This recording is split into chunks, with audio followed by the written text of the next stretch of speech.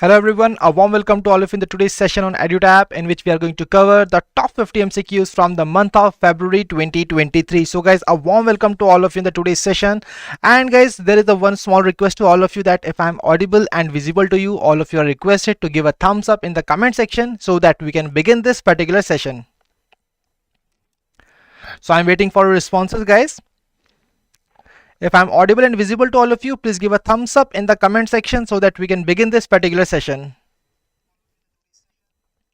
So I'm getting some responses here. So guys, once again, a warm welcome to all of you in the today's session on EduTap, in which we are going to cover the top 50 general awareness MCQs which are relevant for RBI Grade B, NABARD Grade A and the SEBI Grade A exam. So guys, I really believe that all of you are really healthy and preparing well for your upcoming exams. So guys, when I talk about today's session, see, before starting the session, I would like to tell you that this session is a revision session of what we cover in the fast track sessions that we regularly upload on our YouTube channel. So मैंने काफ़ी बार comments में देखा है कि students पूछते हैं कि sir इस सेशन में जो भी क्वेश्चंस होते हैं उसका सोर्स क्या है. सी गाइस, अगर आपको प्रिपेयर करना है और अच्छे से यहाँ पर अटेम्प्ट करने हैं क्वेश्चंस इस सेशन के अंदर, तो हमारे जो डेली बेसिस पर fast track sessions YouTube channel पर जाते हैं तो उनको जरूर देखिए. And when you will become prepared and then you will see that how much confident you are in attempting these questions, and I really believe that you will successfully attempt all the questions that are being asked in this particular session. So guys, before starting this session, there is a small announcement for all of you that we at EduTap are providing the comprehensive guidebooks for all the aspirants of RBI Grade B, NABARD Grade A as well as the SEBI Grade A exam. So now you must be thinking that what exactly these guidebooks are. See guys, these guidebooks basically provides you the definitive answers to all your queries which pops up in your mind as an aspirant. Now you must be thinking what kind of questions these are. See, these questions can be about the body itself in which you are targeting to enter into. It can be about the exam or it can be about the preparation of this exam. For example, when I talk about the Reserve Bank of India, so what exactly is the role of Reserve Bank of India in the Indian economy? Now when I talk about the exam, what is the eligibility criteria? What are the different sections under the exam? What is the pattern of exam? What is the detailed syllabus? Every answer to these questions will be provided to you in this single comprehensive guidebook. Apart from that, when I talk about the preparation for this exam, so what exactly are the sources that you must follow in order to clear this exam? So every answer to all these questions will be provided to you in a very detailed manner in these guidebooks. So guys, what are you waiting for? Kindly download these guidebooks from the link which is given in the description of this particular session. Now guys, let's back to our session. So in this session, I will be giving you a challenge to attempt these top 50 MCQs from the past week, and all of you are required to tell me the right answer in the comment section. तो आप सभी को comment section के अंदर बताना है कि क्या है इस क्वेश्चन का सही आंसर, और क्वेश्चन का आंसर यहाँ पर देना मैंडेटरी आप सभी के लिए, क्योंकि that is how we are really going to achieve the objective of this particular session, and that's how you are really required to basically analyse that what your strengths are, what your weaknesses are. So let's begin the session with the very first question which is here on the screen. So guys, पहला question आप सभी की screen पर आ चुका है, and the question is मीटी startup hub which is an initiative of the ministry of electronics and information technology. और उन्होंने यहाँ पर उन्होंने अनाउंस किया है the list of 120 startups and innovators for the XR startup programme. तो आपको बताना है कि वो कौन सी ऑर्गेनाइजेशन है जिसके साथ मिलकर उन्होंने बेसिकली अनाउंस किया है ये 120 स्टार्टअप्स और इनोवेटर्स की list. So I am getting the right answers from the people here. Manvi is saying that option A is the right answer. So let's wait for other people as well that what is exactly the right answer to this question. See guys, आप सभी का यहाँ पर participate करना बहुत जरूरी है, and I am getting Nilesh is saying that option is A. So guys, let me tell you here that when I talk about the extended reality, जैसा कि आप देख सकते हो कि extended reality क्या है. When I talk about this term, see, it is an umbrella term which is used for any technology which basically adds digital elements. जो हमारा physical और real environment है ना, उसके अंदर जब हम elements डाल देते हैं, digital elements, तो basically that is called extended reality. ठीक है, तो अगर हम बात करते हैं इस क्वेश्चन के सही आंसर की, so guys, here the right answer to this particular question is option C, that is Meta. So guys, all the people who were saying that option A is the right answer, guys, quickly note down this point that the right answer is not option A, it is not Google, it is Meta. Okay, तो आप यहाँ पर देख सकते हो ये जो XR startup programme है ये कोलैबोरेशन है between Meta and MSH that is MeitY startup hub. I hope that this is clear to all of you. So यहाँ पर अगर हम देखते हैं सही क्वेश्चन का आंसर किस किसने दिया है, सो हेयर सुहास, हर्षक, Harsh, Nirja, Vrishka. So everybody has given the right answer. That is option C. That is Meta. Now let's move on to the next question. So guys, अगला question is a very very important question. आप यहाँ बता दें कि ये जो question है, it is based on the data which is released by the Center for Monitoring Indian Economy. तो centre for monitoring Indian economy ने एक अनएम्प्लॉयमेंट रेट के ऊपर डेटा निकाला है और यहां पर रिसेंटली इस डेटा से पता चला कि अनएम्प्लॉयमेंट रेट जो है ये यहां पर पिछले 4 महीनों के सबसे लोएस्ट पॉइंट पर आ चुका है in the month of January 2023.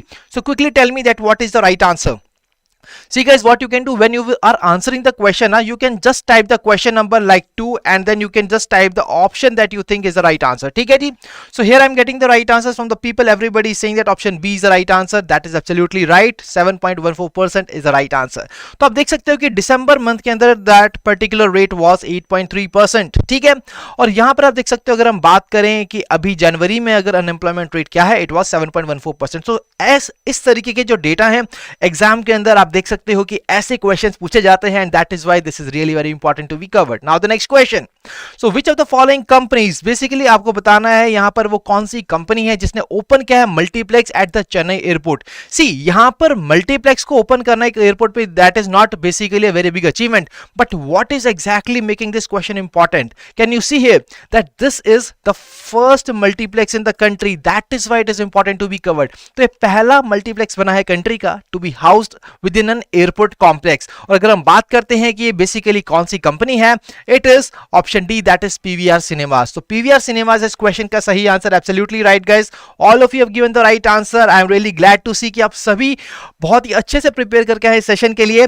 And now let's see that what exactly will be your final scores. तो अपने फाइनल स्कोर्स भी कैलकुलेट करते रहिएगा. And here is the next question. तो यहां पर हम आपको बता दें एक one of the African country है जिसकी फर्स्ट फीमेल प्राइम मिनिस्टर बनी है Manuela Roka Botey. And guys you are required to tell me कि वो क्या है उस कंट्री का नाम जिसकी ये फर्स्ट फीमेल प्राइम मिनिस्टर बनी है. So let's see who will tell me the right answer.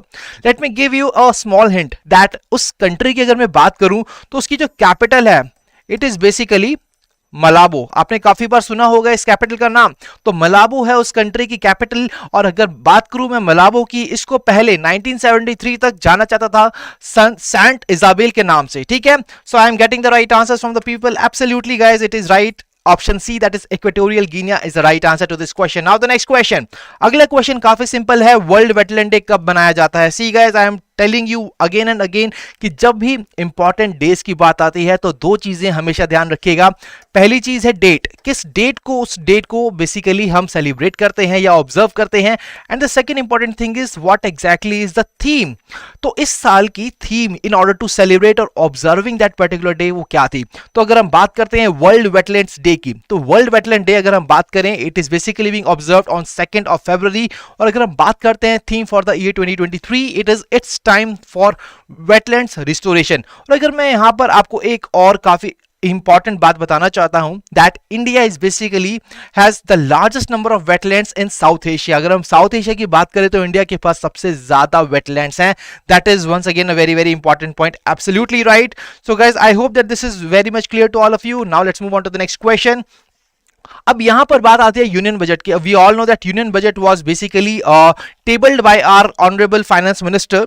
सो यहां पर उसके एक पर्टिकुलर सेगमेंट की बात है दैट इज ग्रीन ग्रोथ. आप सभी ने देखा होगा कि इस साल we are basically having Saptarishi priorities. ठीक है, सप्तऋषि प्रायोरिटीज के अंदर green growth is one of the priority. तो यहां पर याद रखिएगा, आपसे पूछा जा सकता है एग्जाम के अंदर कि बेसिकली कितनी प्रायोरिटीज हैं इस साल के यूनियन बजट के अंदर. And that is basically 7 priorities which are tabled, which are named as Saptarishi priorities. तो सप्तऋषि प्रायोरिटीज में green growth is one of the segment. और उसके अकॉर्डिंग आपको बताना है कि कितने हम new waste to wealth plants establish करने वाले हैं under the Govardhan scheme. Once again a very very important scheme.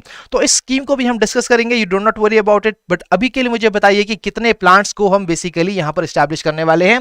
Late me see. And here people are absolutely right. All of you are giving the right answer and that is option B, that is 500. तो यहां पर Nilesh, Manvi, Suhas, Triveni, everybody has given the right answer. That is option B, 500. So अगर guys अगर हम बात करें Govardhan scheme की, तो गोवर्धन स्कीम जो है सबसे पहले आपको इसकी फुल फॉर्म पता होना बेहद जरूरी है. It stands for galvanising organic bio agro resources ठीक है, इसको लॉन्च किया गया था ईयर 2018 के अंदर। नोडल मिनिस्ट्री है department of drinking water and sanitation. अगर हम बात करते हैं इस एम की, इस पर्टिकुलर स्कीम को लॉन्च क्यों किया गया था? So that we can ensure cleanliness in villages. और वो हम कैसे कर सकते हैं? जो भी हमारा बायो वेस्ट है हम उसको अपने रिसोर्सेज में कन्वर्ट कर ले, इस तरीके से हम क्लीनलीनेस को इंश्योर कर सकते हैं अपने विलेजेस के अंदर। और यहाँ पर कुछ बेनिफिट्स आपको दिए गए हैं इस पर्टिकुलर स्कीम के, आप सभी खुद देख सकते हैं। And we are moving towards the next question. So अगला क्वेश्चन आप सभी के सामने है, and here guys the question is, एक एमओयू यहां पर साइन हुआ है पीएससीज के बीच में। और देखिए, जब भी कोई एमओयू साइन होता है, we always tell you that जब भी कोई एमओयू साइन होगा तो उसकी दो चीजें इंपॉर्टेंट है, that is one is the number of parties. वो पार्टीज कौन कौन सी है जिसके बीच में एमओयू साइन हुआ है, and second one is basically उस एमओयू को साइन किया क्यों गया है। ठीक है जी, तो यहां पर सबसे पहले इंपॉर्टेंट चीज है, आप देख सकते हैं that an MoU has been signed which will enable primary agricultural credit societies to provide services offered by the common service centres. और आपके सामने क्वेश्चन ये है कि ये जो एमओयू है जिसके अंदर ये पर्टिकुलर सर्विसेज ऑफर की जाएंगे सीएससी द्वारा, तो ये एमओयू किन एंटाइटीज के बीच में हुआ है? तो यहां पर आप सभी के सामने 5 ऑप्शंस हैं। Please kindly just choose the right option that you think and tell me in the comment section. So here I can see काफी लोगों के अंदर काफी लोग दे रहे हैं इसका क्वेश्चन का आंसर, दैट इज डी। कुछ लोग कह रहे हैं ऑप्शन ई। देख लेते हैं इस क्वेश्चन का सही आंसर क्या है। And here guys the right answer is all A B and C, ministry of corporation, ministry of electronics and information technology and NABARD.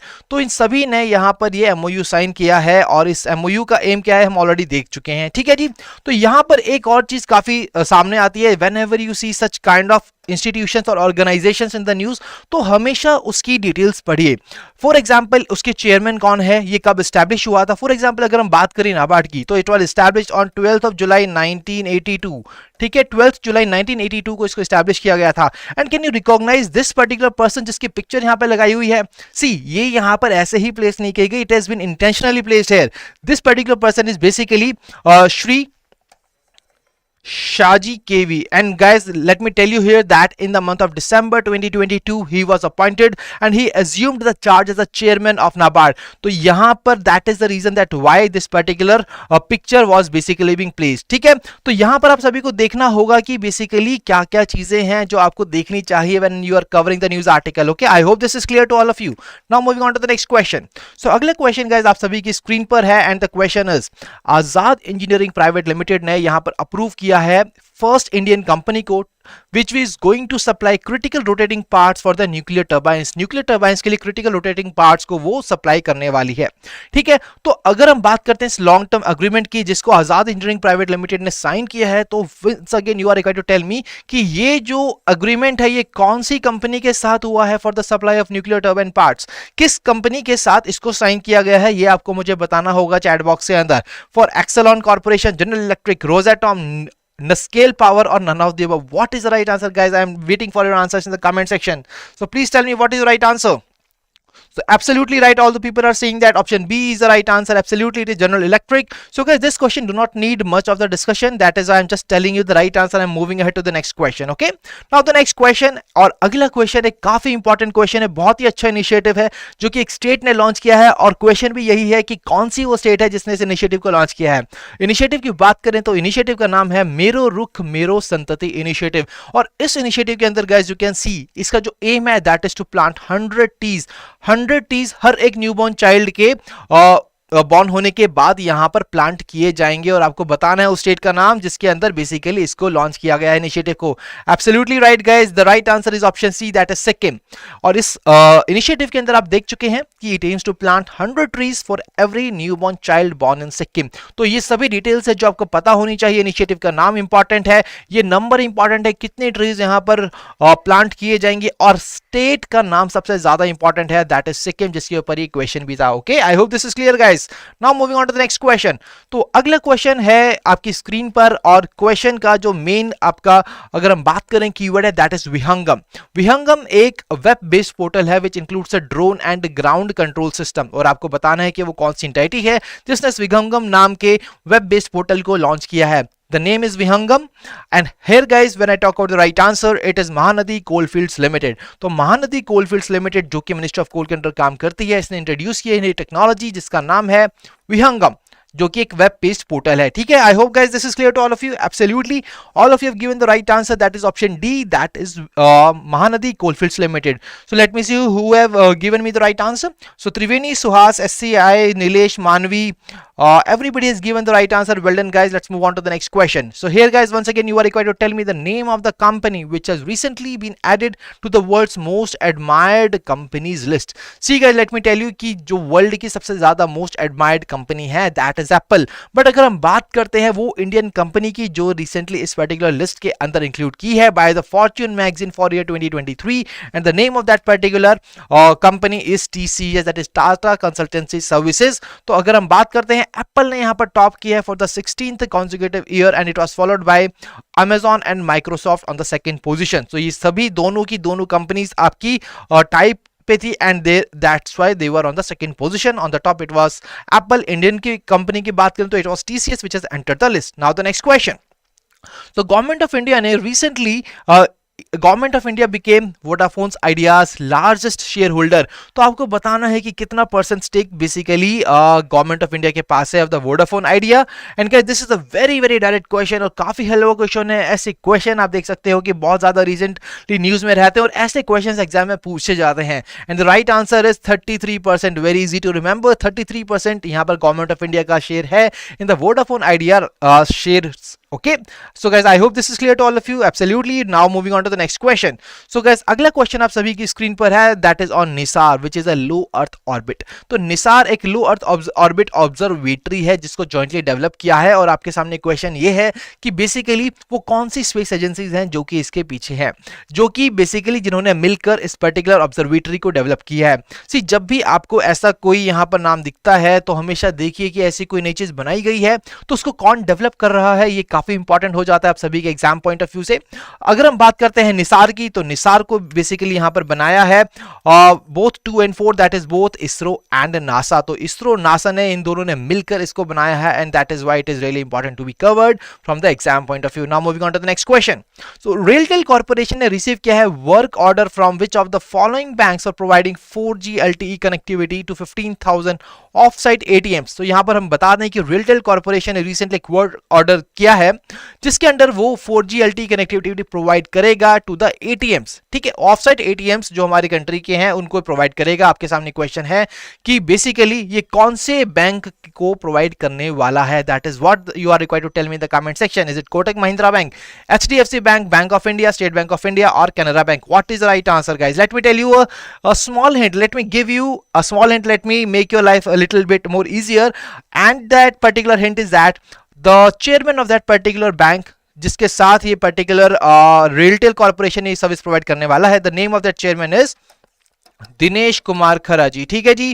तो I hope that now it is very very easy for you to answer this question. Absolutely it is option D, that is state bank of India. Now the next question. So अगला question आपकी screen पर है और ये है आपका खेलो India games के ऊपर। तो खेलो इंडिया गेम्स विंटर गेम्स 2023, तो उसके मैस्कॉट को यहाँ पर रिसेंटली लॉन्च किया गया है और आपके सामने क्वेश्चन भी वही है कि बेसिकली कौन सा ये मैस्कॉट है, हंगुल, स्नो लेपर्ड, आशा, मोगली और both C and D। And absolutely guys as you can see here on the screen and you can very easily identify that who is basically what is basically the mascot of Khelo India Winter Games 2023. Absolutely it is option B, that is snow leopard। और यहाँ पर आप सभी के सामने एक छोटी सी information और है। अगर हम बात करते हैं इस पर्टिकुलर एडिशन की, this is going to be the third edition of the Khelo India winter games. अगर हम बात करते हैं फर्स्ट एडिशन की, it was held in year 2020, ठीक है जी। तो 2020 में हुआ था। और अगर हम बात करें इस थर्ड एडिशन की तो ये कहां पर होने वाला है, it will be held in Gulmarg, Jammu and Kashmir, ठीक है जी। So guys I hope that this is very much clear to all of you and now let's move on to the next question. So India along with which of the following nations has unveiled an ambitious roadmap for cooperation in plethora of areas? वो कौन कौन से areas हैं जिनसे साथ India ने basically कहा है हम इन कंट्रीज के साथ मिलके इन एरियाज में बहुत ज्यादा कोऑपरेट करेंगे and we together develop in particular these particular areas. तो क्या है वो areas? It is defence, energy, technology under a trilateral framework. तो एक ट्राइलेटरल फ्रेमवर्क है, दैट मींस एक ट्राइलेटरल 3 कंट्रीज हैं जो कि जिन्होंने मिलकर इसको किया है। And you are required to tell me that what is the name of those particular 2 countries apart from India which are there in this trilateral framework. Absolutely right, all the people are saying option D. Absolutely it is UAE and France. See guys, जब भी आप देखते हो कि ऐसा कोई foreign nation यहाँ पर न्यूज के अंदर है तो आपको हमेशा देखना चाहिए कि उस कंट्री का प्राइम मिनिस्टर कौन है, प्रेसिडेंट कौन है, उसकी कैपिटल क्या है, उसकी करेंसी क्या है, तो इन सभी डिटेल्स को हमेशा गो थ्रू कीजिए, हमेशा देखिए, क्योंकि ऐसे स्टैटिक क्वेश्चंस यहां पर पूछ लिए जाते हैं एग्जाम के अंदर from such kind of countries which are recently in the news. तो इसी तरीके से आपको हमेशा ध्यान रखना होगा कि क्या क्या वो डिटेल्स हैं जो आपको देखनी बेहद जरूरी है। Now the next question. तो गाइस, इंडियन रेलवेज ने इंट्रोड्यूस किया Bharat Gaurav deluxe AC tourist train under the Ek Bharat Shreshtha Bharat scheme, and इसका एम है, इस पर्टिकुलर भारत गौरव डिलक्स को लॉन्च करने का जो एम है that is to showcase the cultural and spiritual heritage. और आपको ये बताना है कि ये जो बेसिकली ट्रेन लॉन्च की गई है ये बेसिकली कौन सी स्टेट की स्पिरिचुअल हेरिटेज, कल्चरल हेरिटेज को शोकेस करने वाली है। Very easy question and absolutely it is option A, that is Gujarat. तो अगर हम बात करें तो एक बहुत ही स्पेशल टूर यहां पर रखा गया है जिसका नाम है गर्वी गुजरात। तो गर्वी गुजरात इसका नाम है और इस नाम को आप याद रखिएगा क्योंकि ये पूछा जा सकता है एग्जाम के अंदर। अब बढ़ते हैं अपने अगले क्वेश्चन की तरफ, that is here on the screen. So यहाँ पर you are required to tell me the name of the force which has revised its doctrine and role in a no war no peace setting। तो आपको मुझे बताना है basically क्या है उस पर्टिकुलर फोर्स का नाम जिसने कि रिसेंटली रिवाइज किया है अपना डॉक्ट्राइन को। Let me once again give you a small hint that when I talk about the chief, the head of that particular force, so it is basically V R Chaudhari ji. अगर आप सभी जानते हैं, अगर आप सभी जानते हैं कि कौन है ये पर्सन, तो आप बेसिकली बिल्कुल इजीली बता सकते हैं कि क्या इस क्वेश्चन का सही answer. Absolutely all the people are giving the right answers. Manvi, Nilesh Triveni, everybody is given the right answer, that is option D, that is Indian air force. So basically when I talk about this particular part, so chief of the air staff, that is Air Chief Marshal V.R. Chaudhary ji is presently the chief of the air staff. I hope this is clear guys. Now moving on to the next question. So Indian fertilizer companies ने यहाँ पर एक MOU sign किया है और आपको बताना है कि वो क्या नाम है उस कंट्री का जिसके साथ ये MOU साइन हुआ है for the with the countries OCP group. तो बेसिकली ये जो OCP ग्रुप है ये पर्टिकुलर कंट्री का है और आपको बताना है कि वो कौन सी कंट्री से बिलोंग करता है जिसके साथ ये इंडियन फर्टिलाइजर कंपनीज ने MOU साइन किया है। Once again very easier dimension on the MOU, that is the name of the parties as well as the aim. Aim आप देख चुके हो, name of the party आपको बताना है, and here guys the right answer is Morocco is the right answer, that is option D. ठीक है जी, आप पर्पस देख सकते हो, पर्पस आपके सामने यहाँ पर ऑलरेडी क्लियरली मेंशन किया गया है, you can go through that on your own. Now let us move on to the next question. So अगला क्वेश्चन है यहाँ पर एक काफी इंपॉर्टेंट रिपोर्ट के ऊपर, एंड बेसिकली आपको बताना है कि वो कौन सी इंटरनेशनल ऑर्गेनाइजेशन है जिसने इस रिपोर्ट को रिलीज किया है। The report is lifestyle for environment life initiative of India for the adoption of energy efficient behaviour that can save the world USD 440 billion in 2030। तो गाइज यहाँ पर एक पर्टिकुलर रिपोर्ट की फाइंडिंग दी गई है और आपको बताना है कि क्या है उस ऑर्गेनाइजेशन का नाम जिसने कि इसको रिलीज किया है। And whenever a report is being release we always tell you what you are required to do. There are 5 dimensions guys.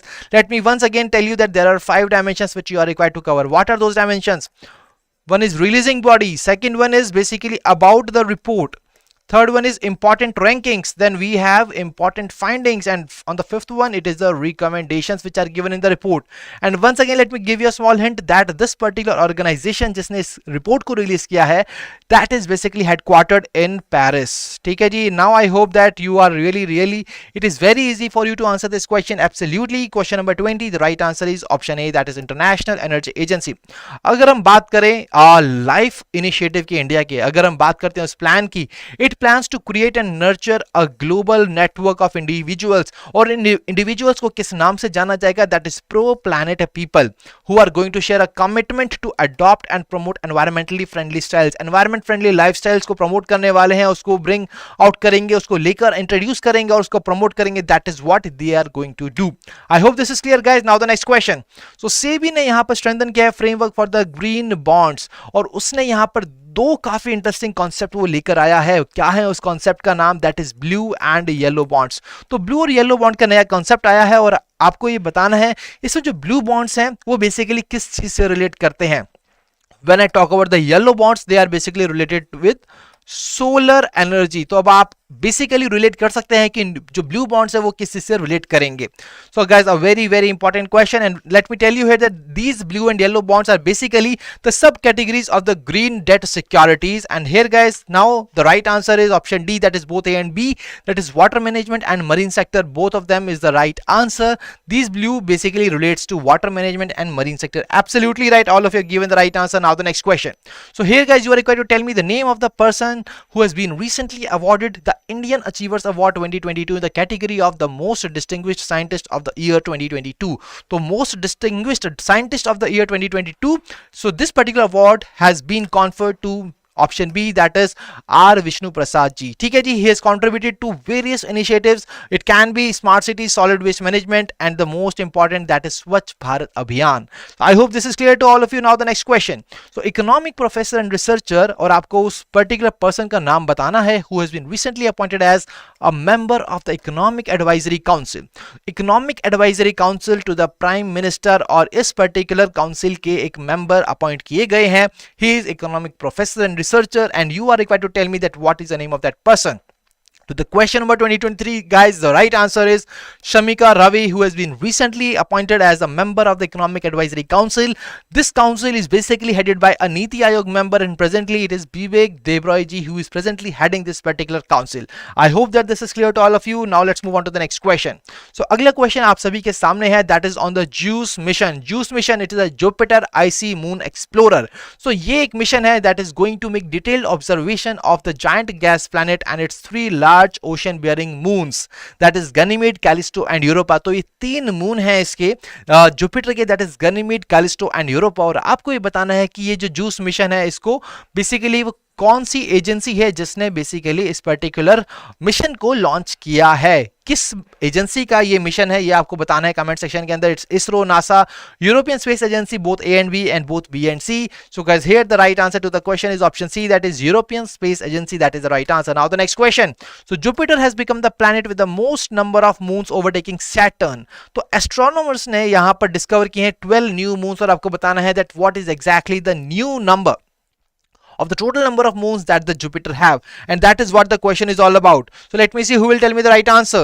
Come on guys, quickly tell me what is the right answer in the question in the chat box. इस question का सही answer क्या है chat box के अंदर बताइए. It is 83, 70, 92, 81 or 79, and I am getting the right answers. Absolutely, it is option C, that is 92. So here Nilesh, Manvi, Triveni and Suhas, everybody has given the right answer. Well done guys.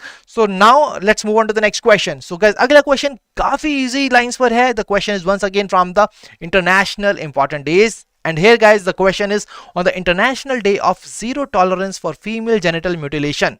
तो International Day for zero tolerance for the female genital mutilation, ये किस date को observe किया जाता है? The right answer is 6th of February. उसकी theme यहां पर दी गई है, that is partnership with the men and boys to transform social and gender norms to end female genital mutilation. That is what the theme is, and theme is also very important to be covered from the exam point of view, as I already told you. Now guys, let's move on to the next question. So here the next question is, and you are required to tell me that, see, we all know that recently President General Pervez Musharraf ji has passed away recently, और आपको बताना है कि वो कौन सी country के president थे जो कि recently basically he has passed away. And here guys the right answer is option B, that is Pakistan is the right answer. Very easy question. Now the next question, and here guys the question is on the India Energy Week 2023. So Prime Minister ने recently launch किया uniforms which are made of the recycled PET bottles under the unbottled initiative. और आपको बताना है कि जो unbottled initiative है ये basically इसमें से कौन सी कंपनी का है, ये आपको मुझे बताना होगा कमेंट सेक्शन के अंदर. Let me tell you, ये जो unbottled initiative है ना, इसके अंदर this company is aiming to recycle 10 crore, see guys 10 crore discarded bottles से ये यहाँ पर यूजफुल यूनिफॉर्म्स बनाने वाले हैं, and that is what this particular initiative is all about, that is unbottled initiative.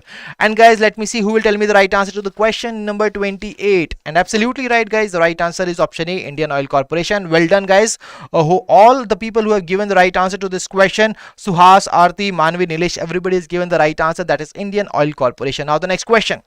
So Center has constituted a dash member inter ministerial committee, और जब भी ऐसी कोई कमिटी लॉन्च होती है तो उसके मेंबर्स कितने हैं, ठीक है जी, उसके मेंबर्स कितने हैं, और साथ साथ उस कमेटी को क्यों गठित किया गया है, क्यों कॉन्स्टिट्यूट किया है, ये आपको जानना बेहद जरूरी है. ठीक है, अगर हम बात करते हैं इस particular committee a interministerial committee की, so it has been constituted to examine the need for a separate law on competition in the digital markets. And here guys, the number of the people who are there, or the number of members in this particular committee is 16 members. ठीक है जी, तो 16 members is the right answer to this question. Now moving on to the next question. So here guys, as per the recent news, Department of Expenditure has mandated departments CPSs to refund 95% of MSME securities till March 2022, and the order by the Department of Expenditure has been issued as a follow up to the dash scheme.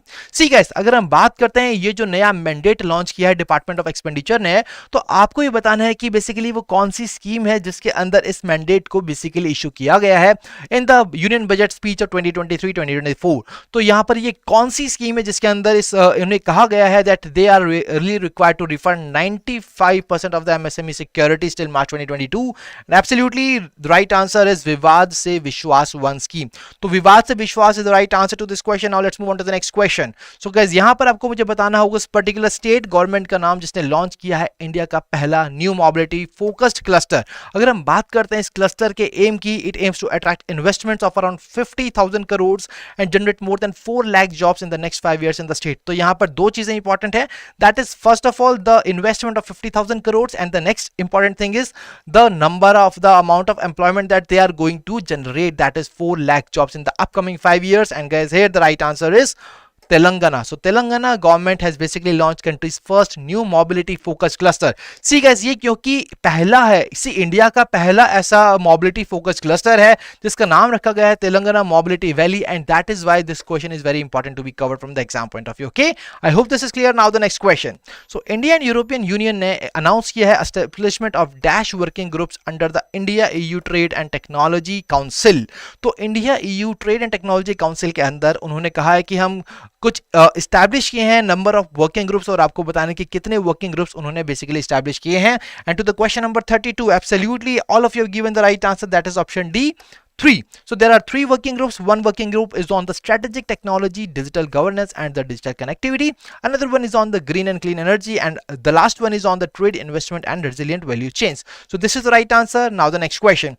So अगला question है from the IR report 2023, which is basically the Asian Economic Integration Report. Or once again the question before all of you is that what is the releasing body of that particular report. और यहाँ पर उन्होंने कहा है that Asia is one of the most vulnerable regions to climate change risk. अगर हम बात करते हैं इस ऑर्गेनाइजेशन की जिसने इस रिपोर्ट को रिलीज किया है, absolutely right guys, all of you have given the right answer, that is option C Asian Development Bank. और यहां पर let me see, Nilesh, Aarti, Suhas, Triveni, Manvi, everybody has given the right answer, that is option C Asian Development Bank. Absolutely right. Moving on to the next question. So here you are required to tell me the name of the country. See, once again guys, this question is a very important question. Why this is important? Because you can see the question is, it is asking about the first World Trade Organization member जिसने कि recently formally accept किया है नया agreement on the fishery subsidies. तो आप सभी जानते हो कि ये जो World Trade Organization का एक नया agreement उन्होंने launch किया था on the fishery subsidies, और आप सभी के सामने क्वेश्चन ये है कि वो पहला World Trade Organization member कौन सा बना है जिसने कि इसको accept किया है formally.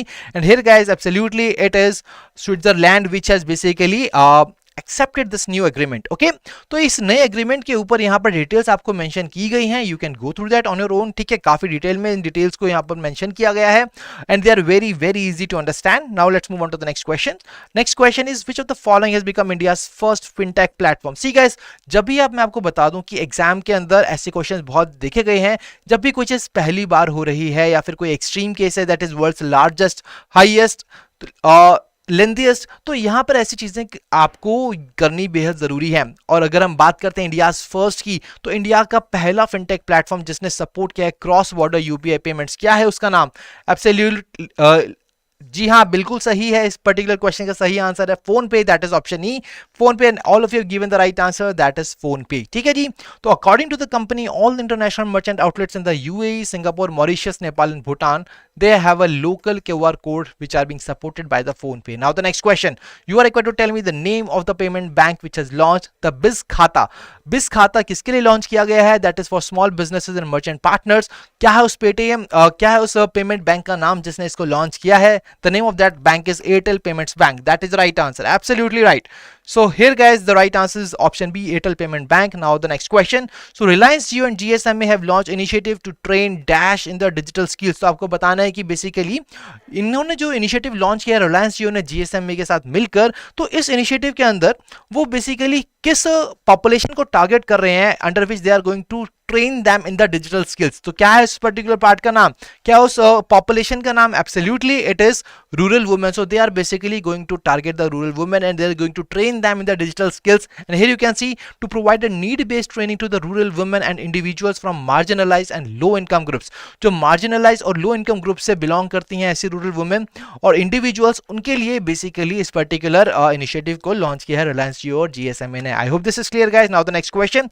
So K Satyanarayan Raju, he has been recently appointed as the MD and CEO, और आपको बताना है कि वो कौन सा बैंक है बेसिकली जिसके ये MD and CEO अनाउंस किया गया. Guys, very easy answer, very direct question. I'm just telling you the right answer.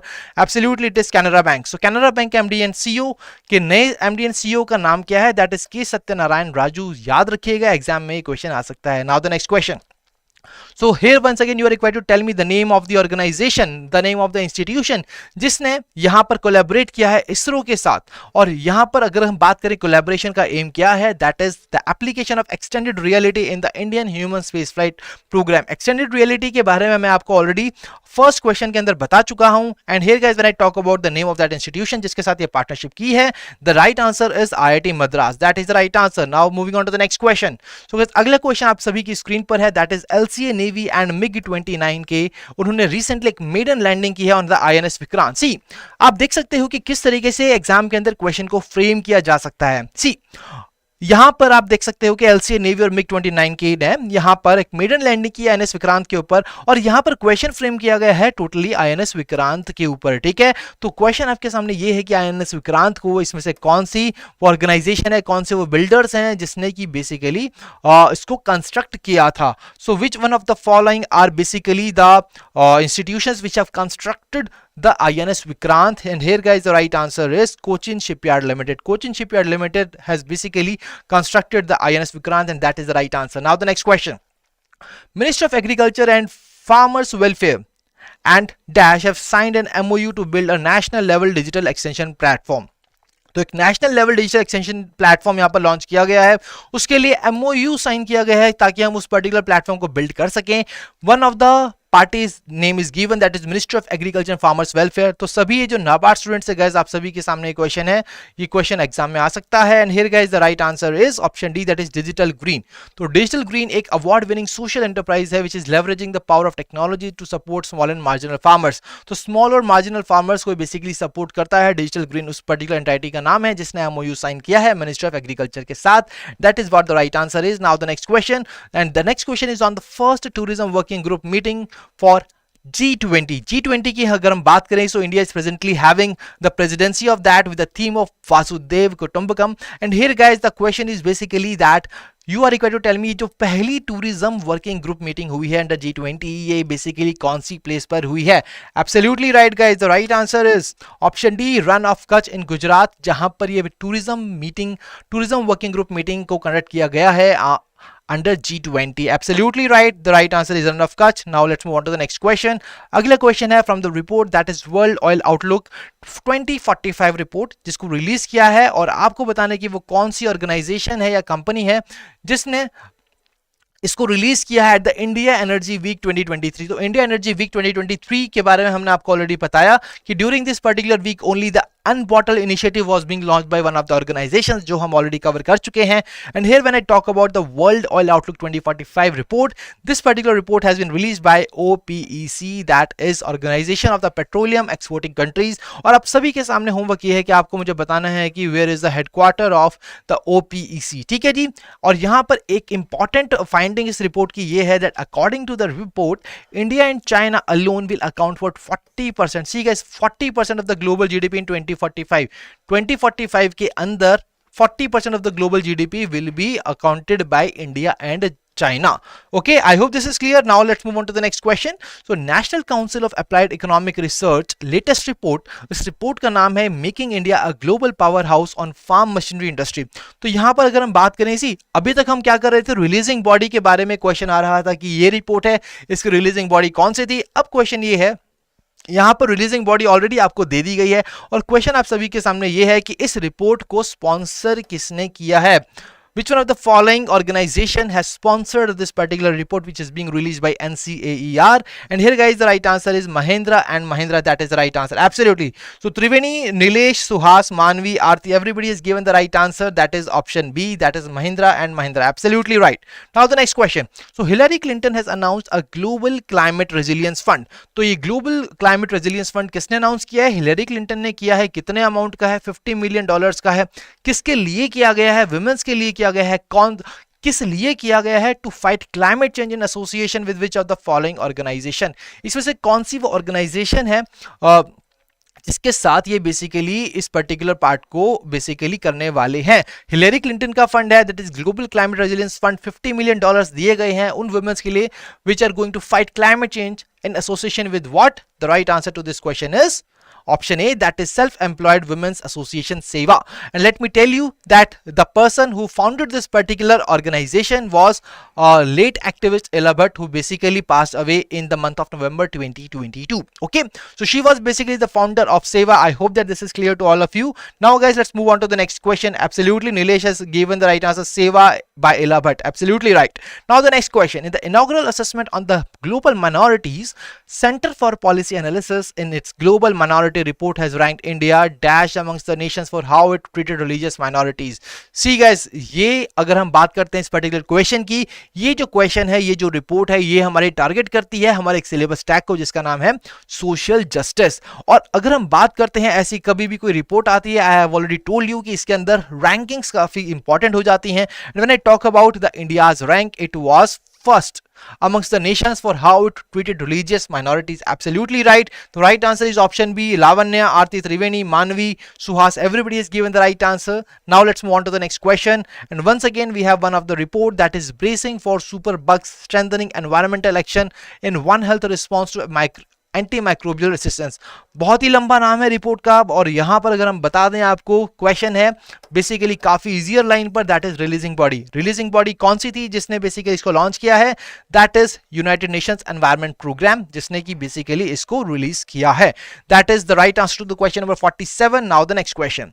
So India का पहला traffic management system for drone. See guys, यहां पर काफी इंपॉर्टेंट है, आपको याद रखना होगा कि ट्रैफिक मैनेजमेंट सिस्टम है, ठीक है, काफी सारे हो चुके हैं, बट इस ट्रैफिक मैनेजमेंट सिस्टम की खासियत यह है कि इंडिया का पहला ट्रैफिक मैनेजमेंट सिस्टम है.